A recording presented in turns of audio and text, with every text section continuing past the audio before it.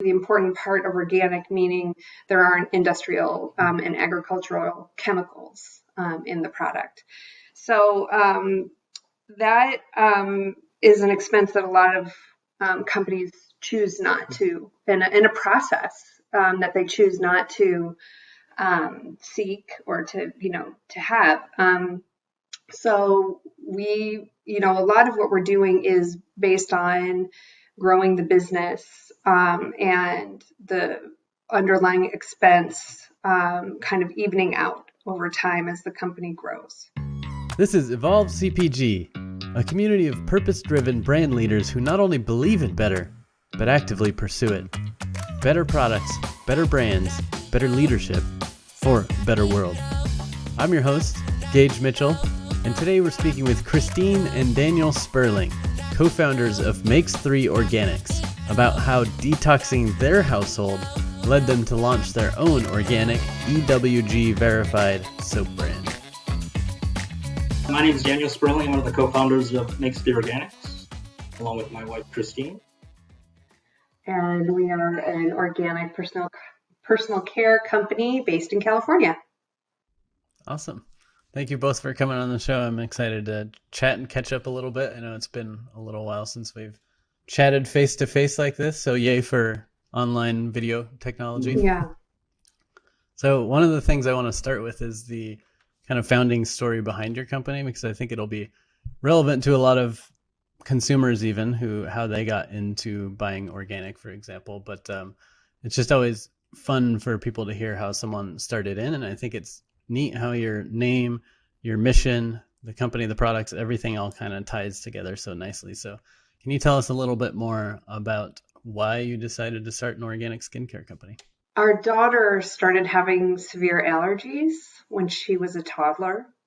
And at the time, her allergist told us or recommended that we detox our household and look at all the products that are on the shelves in our home and to look at the ingredients and to start thinking and educating ourselves and thinking about what those ingredients were. And so we did that, and we cleared out a lot of products from the house, including products that are very common for families to buy. And then we started looking for what we could replace them with, our soaps and lotions and that sort of thing. And it sort of grew out of a little bit of necessity. And we started just looking for clean, natural, truly natural, we like to say, and organic products. And that's what prompted our first product, which was just a regular soap, bar soap. And did you start just making that for yourselves and using that within your family first? Or was it like, you know what, I can't find a product, I'm going to start a business right away? No, we started making it for ourselves. And I think, one of the things is we research products is that, and Kristine's an attorney, so she's good at doing the research, is figuring out that there's so much mismarketing and mislabeling in this category because this category is not a regulated category. So if you look at bar soap in particular, there's no rules around how you label it. If you have to include all the ingredients, omit ingredients, the order of ingredients. And so even when we walked into the local co-op or the Whole Foods, after a little bit of education, you can identify where they're missing ingredients, and you really don't know what's in there at the end of the day. So yeah, bar soap was the first thing we made for ourselves, and then it just kind of took off from there. We started selling on Facebook to friends in our friend group on Facebook, and that was really encouraging. People really responded favorably. They were really supportive of the idea, and it just sort of grew from there. That's awesome. I know that one of your main philosophies is organic for everyone, and I think that is both in a price, like affordable, but also for the whole family. Can you explain more about that organic for everyone philosophy and how that came to be? Well, the idea is based on accessibility, is kind of the word that really we use a lot. And accessibility, has many meanings for us. One being affordability, that most people can afford to buy the product, that you can find it at your local health food store. And eventually at more common grocery stores. And then it also has to do with location, because a lot of people live in remote areas where you don't always have a health food store or a grocery store that carries our types of products. And so just being able to reach people online is a big part of our effort, and to spread the message online so that people, who wouldn't normally, choose our type of product might be inspired to try it. Yeah, and again, the big piece is that when we first started buying products for ourselves, and a lot of it was online, the online experience we had wasn't great. And sometimes you're paying $8 or $9 for a bar of soap, and it would take 2.5 weeks to get to you. And I don't know a lot of people that have patience to wait for soap. Generally, it's a convenience item. You just purchase it, at your local grocery store. So that's one of the things we wanted, was to take what more or less should be a commodity for most people, and make it where if they order on a Monday, they have it by Wednesday or Thursday, and not 3 weeks later, and then by that time you've kind of forgotten they even placed the order. So that's a big piece when we talk about accessibility, is kind of the speed that we can actually give you the products. Yeah, I think that's awesome in terms of accessibility, of being able to get it fast and get it wherever you are. And I think what's really unique is that for the organic world, often that comes with a price premium, because, whether it's availability of materials or the extra time to make it or whatever else, but you're able to somehow keep it affordable too, which I think is really powerful for making sure that more and more families can afford organic. How are you able to keep those costs down or whatever to keep it affordable? Well, the first thing is to say that to become certified organic in our industry, our category is completely voluntary. You do not have to, become certified to use the word organic.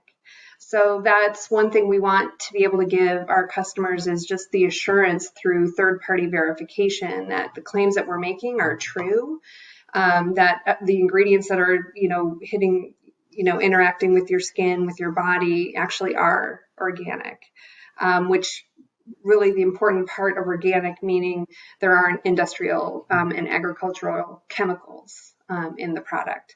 So that is an expense that a lot of companies choose not to, in a process that they choose not to seek or to have.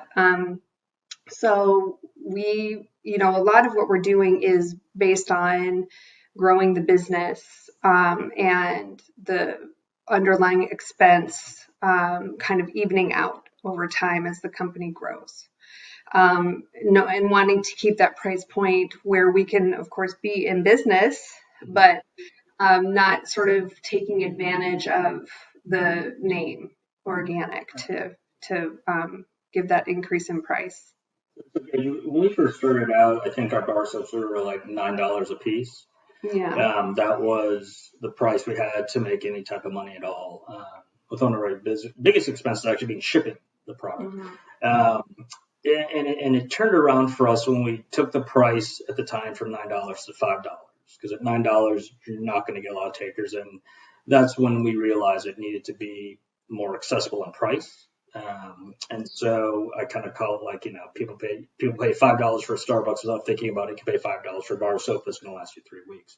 And in that time, though, we've changed kind of the level of purchasing we've had. Yeah. So back in the day at $5, in some cases we were losing money on sales by the time you incorporate shipping, but it's the only way to stay competitive and get our product out there and get people to try it. But over the last 3 to 4 years, we're, instead of buying, 50 pounds of shea butter, we're buying 2,000 pounds at a time now. So just the purchasing has gone up. We've invested in equipment which allow us to make larger quantities in the same amount of time. So that's really, particularly the last year, has gotten our cost of goods down about 30 or 40% overall. So that's, and it took time to get there, mm-hmm. Particularly with something like soaps is very competitive. But that's the biggest, just like most businesses, you scale up, you kind of price it as if you're at scale, then eventually get to scale, and then you can start making money. Right. Nice. That's a cool model where you just kind of shifted to pricing it as though you're at that scale to get to the scale. It was painful for a while. Yeah. Yeah. It's for sure. I bet that was a an interesting hurdle to jump over, but that's a good strategy too, because it's almost like the loss leader model, where you have some product that you're eating money on, but it brings customers in, and eventually they buy other products. So that's a good way of going about it. So obviously neither of you started in soap making, like you didn't have a background in that or anything, but you do have the added benefit of coming to business with backgrounds that a lot of entrepreneurs don't have, which is financial and legal backgrounds. So talk a little bit about how that's helped you start the company and helped you grow the company. Well, we save a ton on legal and accounting fees.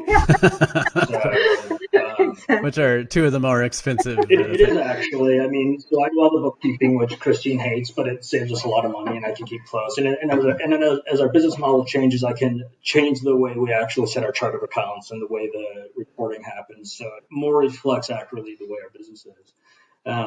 I think the two biggest things that have benefited us are the analytical side. Obviously the numbers and kind of the operating model, but also the risk management side, which is the legal side.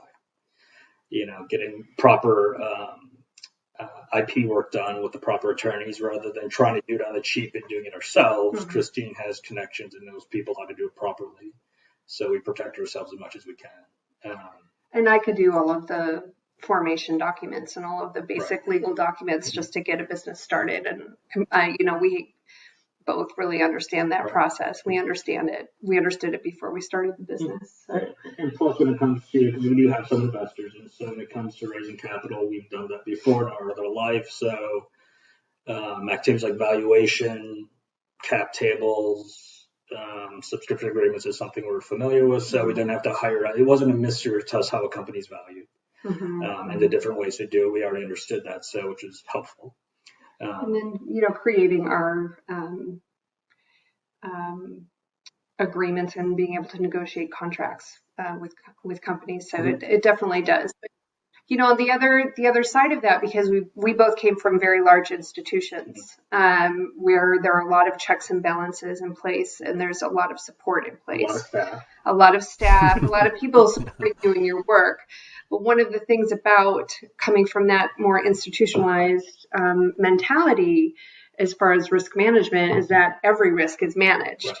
And so it's hard when you're an entrepreneur, you have to kind of you have to break a few rules along the way. You have to sort of ask for forgiveness instead of permission.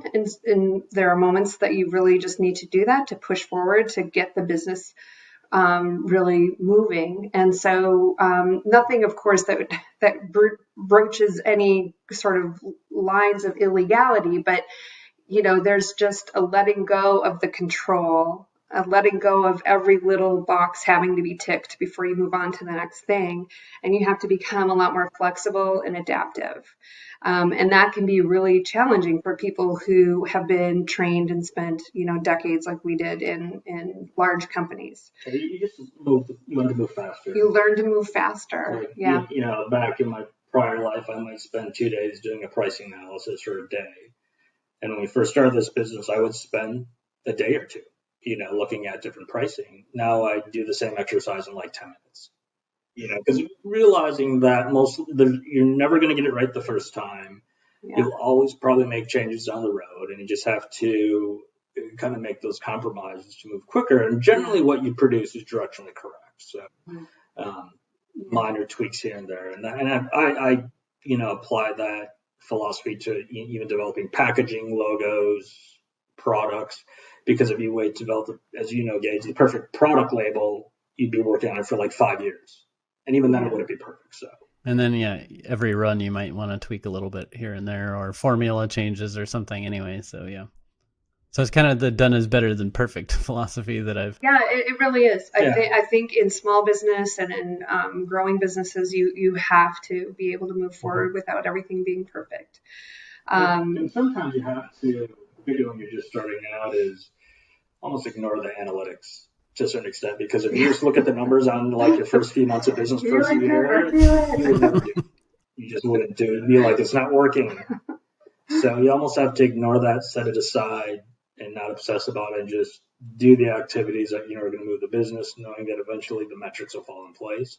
Otherwise, if you focus on them from day one, you're just going to worry about, oh my God, this is never going to work. So With your background too, you're maybe a little bit more comfortable with taking that longer view by building out projections and knowing that, yeah, it hurts right now, but eventually it'll catch up. Whereas maybe newer entrepreneurs without that kind of background are just hoping, they have that blind optimism that, other people have pulled this off. I'll figure it out and I'll learn along the way, and, we'll eat money now and raise whatever we can, and eventually sales will catch up. Yeah, we're kind of in the middle, kind of in the middle between the blind optimism and I'd say we're smack dab in the middle. So have there been struggles on the flip side of that, like not knowing supply chain, logistics, ingredient sourcing, or manufacturing, or e-commerce? Like, obviously, well, with our backgrounds, I mean, soap making these types of products is something we had to learn.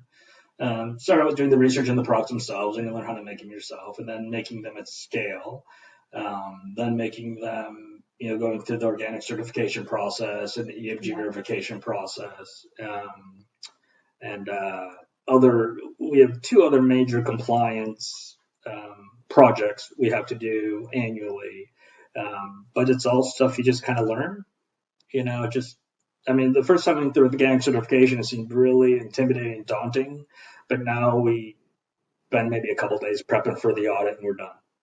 So it's a lot of it's just a lot of research and trying to figure stuff out.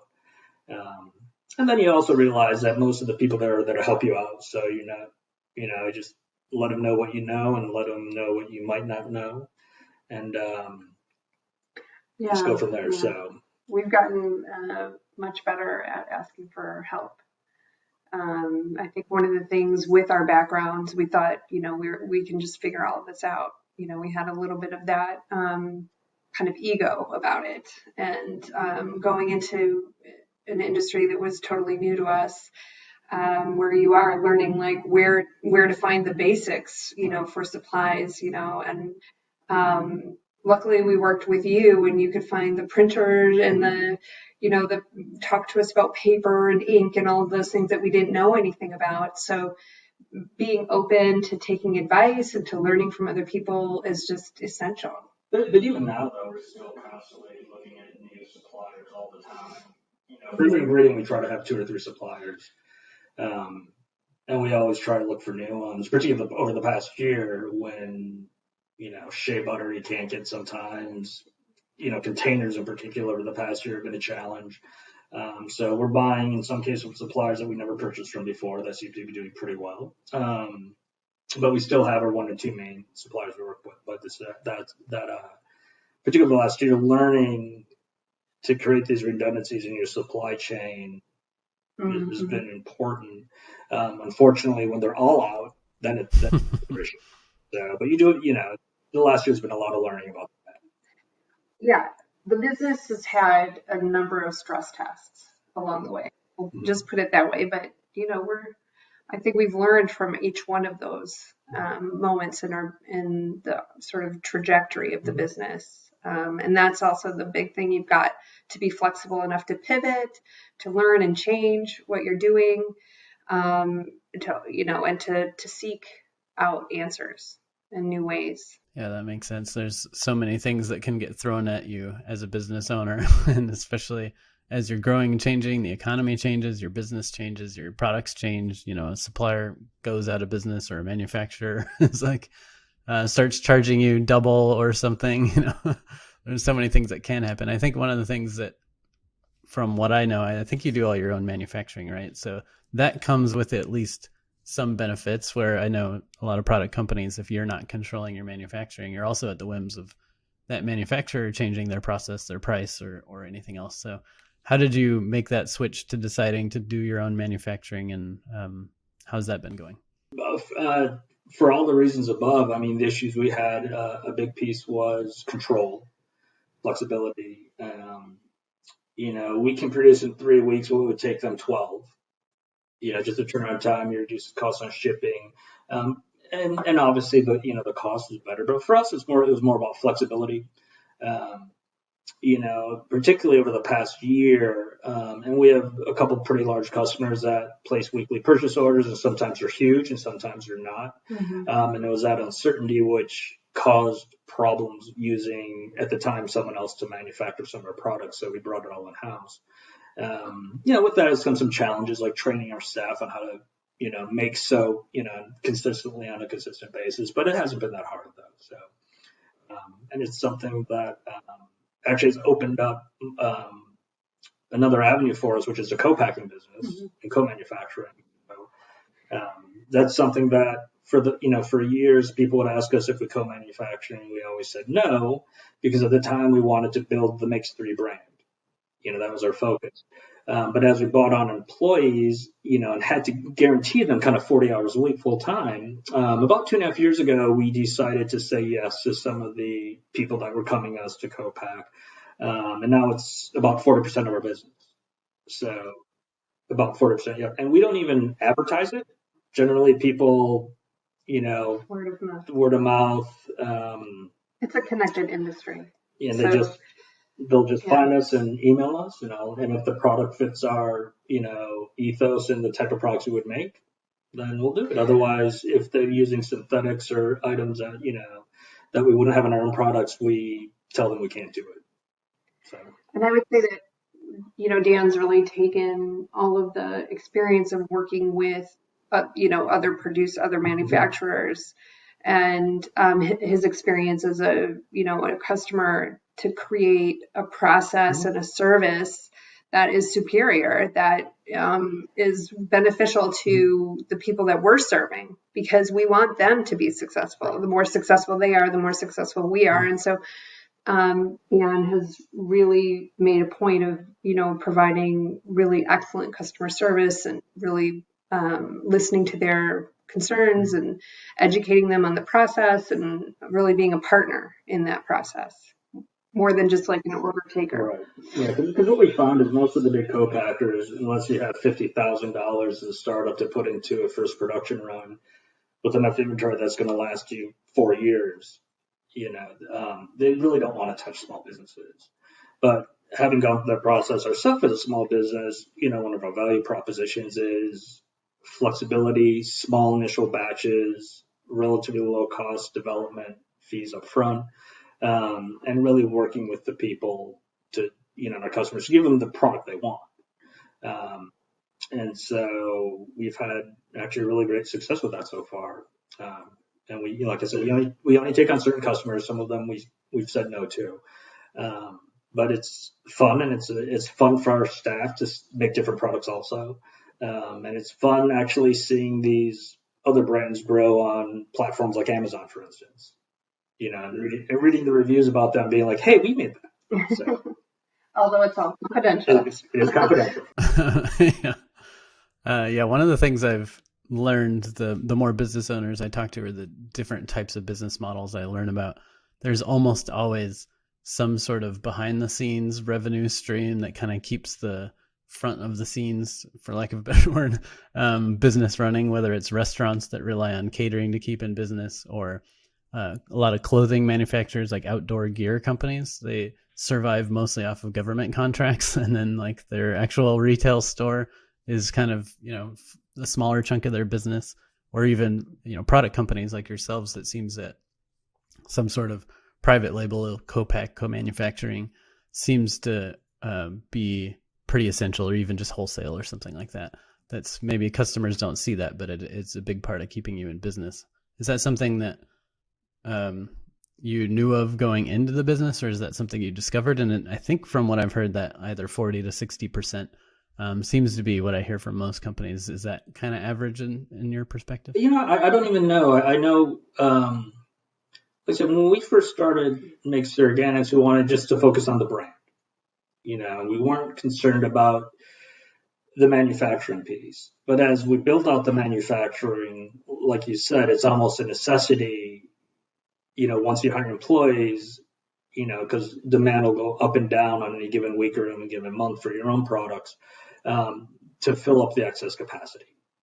And so for us, it was a little reluctance, one, because of the risk that you're making a product for someone else's brand. So there's some exposure there, and just kind of develop product development for other people, because we make what we like for ourselves. Also, you're making something for someone else, which is different. So it was kind of unplanned, to be honest, from the beginning. But we've kind of over the past, I would say, 18 months, have really kind of embraced it. And I think probably next year we'll probably start promoting it a little bit more. Like at Expo West, for instance, we might actually put a sign out about private labeling on our booth, which we've never done in the past. Because I know every time we've done a booth at Expo West, every other person asks if we private label. In the past, I've always said no, but I think next year we'll say yes. Maybe try to get some private label business that way. So that's great. So I know that you've mentioned a couple times like that voluntary organic certification and EWG certifications. Does controlling your manufacturing, did that also help get those certifications, or would that have been pretty possible through a co-manufacturer? Well, to obtain organic certification, whether it's through the USDA or otherwise, your manufacturing location, they have to be certified. So it limits your options because there aren't that many out there for soap. And so that's how we got started. But then just going through that process really gave us the confidence that we could do it here too, on our own. It's not too limiting, because most of the people that we approach initially, were under the USDA umbrella already, so that wasn't a big issue. The EWG is a little tougher. So because they want you to drill down, not in, like, my favorite example is peppermint essential oil. It has to be more than organic. It has to be tested for certain levels of certain component elements. That even for us, finding a lab to test that level is hard. So we've actually, in some cases, have had to switch suppliers to get the proper, base ingredient, just to comply with the EWG rules. And those rules change every year as they do more testing on ingredients. Mm-hmm. So the threshold of certain ingredients might change from year to year. And we're given, I think, like a 6 months notice on when we have to migrate might change our formula or pull that from the EWG verified list. So the Environmental Working Group was a really important organization for us when we were starting out, because I personally was using the EWG to look up ingredients and look up brands and products and to learn about. It's probably the best resource that's out there for consumers. And so then the first step for us was just getting listed with the EWG and getting our products rated. And, when we achieved, the green, the highest green, was like so exciting. And then seeing our products on their website was really exciting. And then when they launched the EWG verified program, they asked us to do it. We were one of the first people to do it. And I think by far the smallest company. And definitely the smallest company that did it. But that was just a really gratifying process, actually. And it feels really good to be EWG verified, those products that we do that for. And the benefit is also because people use this database for the EWG almost religiously. So I don't know the exact percentage, but the online attribution for our internet sales is majority people find it through the EWG and link straight to our site. Yeah. So I would say probably 40% easily of our customers originally found us through the EWG. So it's been a big piece of our business. We love being part of the program, and just we'll continue to, produce products that comply with all the rules. So. Yeah, that's great. The few clients we have that have the EWG verified mark have said that it's been a pretty great mark to have of all the different certifications or different things you can have. Like, there's a pretty big demand for verified EWG verified products. So that's good to hear. Nice. I know that in the kind of wild west of your industry, like you were mentioning before, people don't necessarily have to follow all the rules. So have you found that by going above and beyond and getting the EWG verified and the USD organic, are your customers really resonating with that? Do you feel like that really sets you apart, or is there still a lot of confusion in the industry where, you know, somebody will say organic but not have the USDA logo, and consumers are just thinking they're equal? I would say there are different levels of importance for different consumers. So when we first started, we thought organic was the most important thing. You know, certified organic, transparency in the products. What we found is that more people are actually concerned with toxins and potential carcinogens in their products. So it's kind of like above and beyond organic, you know. So I think if you look at our customer base, you definitely have people that care about the organic piece, but the majority, I would say, care about the EWG piece and the fact that they're non-toxic products, like, you know, verified non-toxic. But then you have people that care about both. If you look at the emails that come from our customers, a lot of them will say, I had, you know, was diagnosed with breast cancer. You know, my doctor told me to clean up my personal care as well as my food, kind of the similar story we had with our daughter. And then they find our products. So we get a lot of people that come just for the purity of the products and not necessarily the fact that they're organic. You know, I think, you know, the fact that our number one product is an unscented bar of soap, for a soap company says a lot. So it's not a floral lavender bar. It's just plain unscented bar of shea butter soap. Is our number one selling product.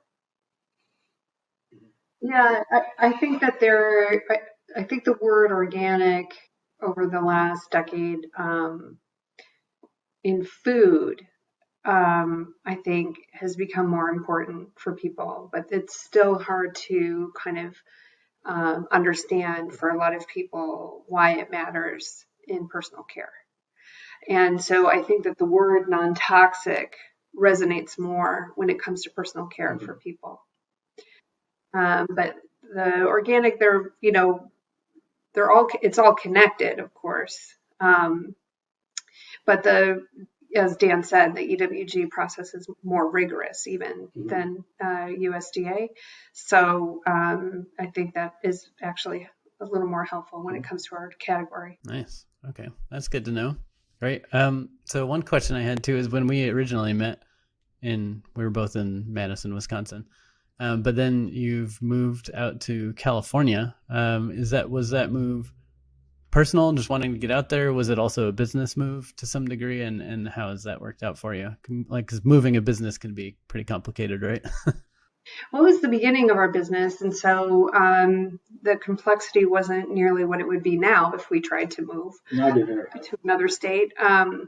But I guess my analysis about the benefit of being here for our business is that probably Los Angeles, LA County might be one of the, you know, biggest population centers that demands clean, pure, non-toxic, organic products. And we're considered a local company.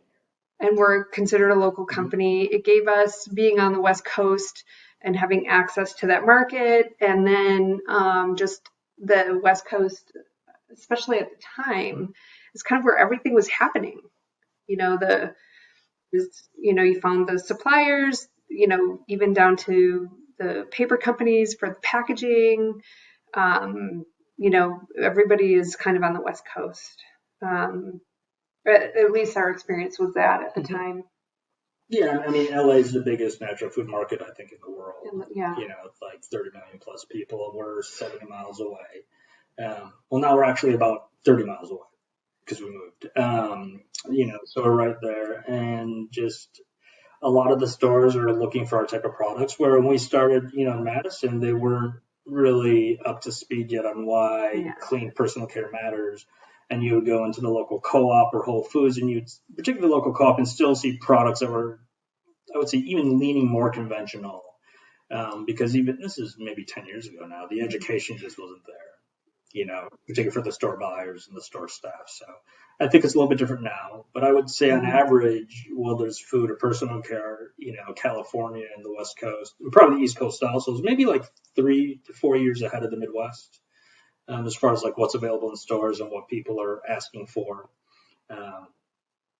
And so that was a big reason why I moved out here. That makes sense. Moved the Yeah, that was business. one of our reasons Yeah. too, is getting out to the West Coast where a lot of the trade shows and a lot of the natural product industry is. Being in the middle of the hub is a good thing in some ways. Yeah. We can drive to Expo West. Yeah. Now I'm jealous of that because, well, although driving into Expo is also a pain in finding parking and fighting through the traffic. So I do love being able to just like get a hotel as close as possible and walk everywhere. But at the same time, being within shooting distance is pretty amazing benefit, especially as a company exhibiting there, because then you don't have to ship all your product across the country, which can get,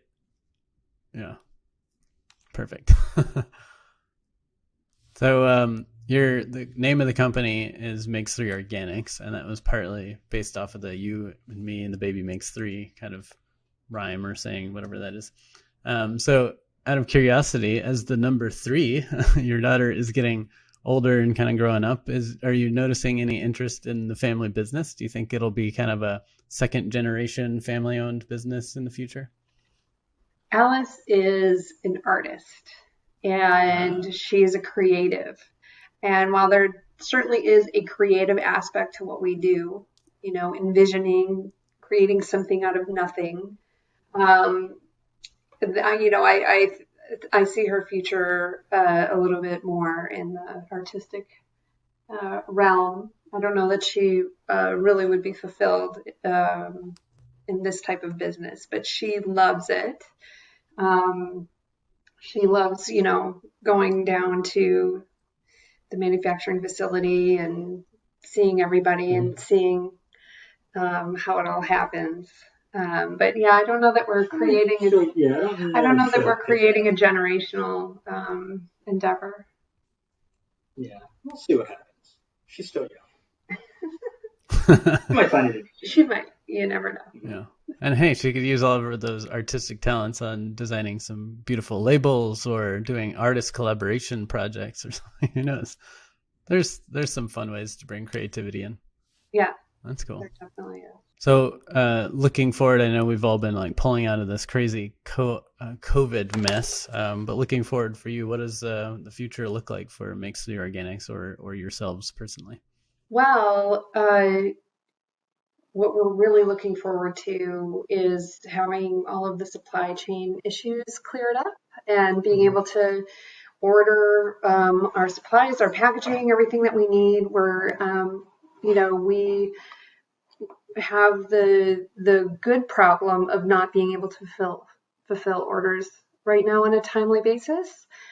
Just because we're still running into problems with glass and other packaging. And like Dan said, shea butter, the whole the shipping issues in the world economy are still there.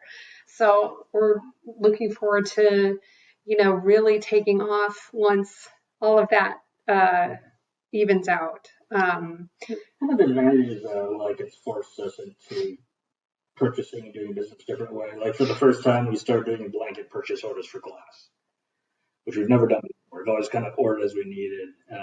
Same with some of the other components, is doing large blanket purchase orders out of necessity because our suppliers are asking us to, because they're having issues with their manufacturers. And the next step for us is looking at, okay, why am I buying shea butter through a distributor? Can I buy a container and go straight to the source? Yeah. So all that, I think the last year has forced us to think a little bigger than we have in the past.